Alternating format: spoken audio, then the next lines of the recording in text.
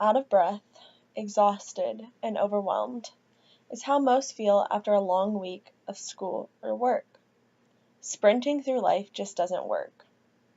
Life's a marathon, and when you try and sprint it, you end up exhausted and disheartened.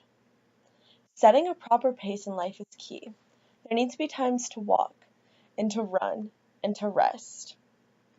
Make sure there are people around you that are keeping you accountable for those three things. If you treat life like a sprint, life will be looking up for a few weeks. Then suddenly, out of the blue, it'll hit you.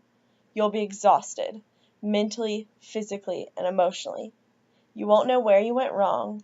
You won't realize how long you've been on this straightforward path, and you won't realize how big of a toll it's had on you until that day comes. That being said, you need to be able to make time for yourself, make time to slow down, put the work aside, take time to rest, and really cherish what's important in your life. When you're running this marathon at a full sprint, you're ignoring your family, your friends, and you're only focused on that one end goal. You're also ignoring yourself, which can be the most detrimental. Maybe you're not working out as much.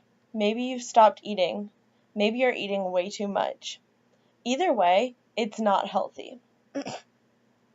So what I'm trying to say is that you need to take time to rest. And you need to take time to rest physically, and you need to take time to rest mentally. Maybe if you're so focused on work and that's your sprint and you're sprinting that marathon to get to the end of the work week, maybe you need to find a good book that you read 10 minutes before bed every night. Spend time journaling. And lastly, let your mind wander. When you're constantly moving, there's never time to process anything. And processing is key because if you keep moving on from one task to another, you're never going to have time to fully move on. They're still going to be in the back of your head because you haven't had time to process each individual task and each individual event that's happened to you. So journaling can be key with that too.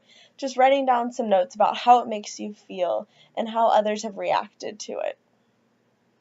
Running is hard enough, but could you imagine sprinting 26.2 miles every day for the rest of your life? I know I couldn't, because I've tried. It's overwhelming, and it's defeating, and it never ends until you finally take a step back and say, I deserve a break. You breathe, and you cherish the things around you, and you realize you actually do have a lot more time than you might think. But you just don't realize that when you're constantly moving forward and pushing forward. But you do. You can carve out 5 minutes here and 5 minutes there, and it'll make all the difference in your health. So make sure there's times in your life. Make sure there are times where you're sprinting and walking and running and also resting. But make sure, most importantly, you're taking time for yourself, to spend time with your family and friends. You're savoring the sweet moments, and you're making sure you're staying present while also working towards your end goal.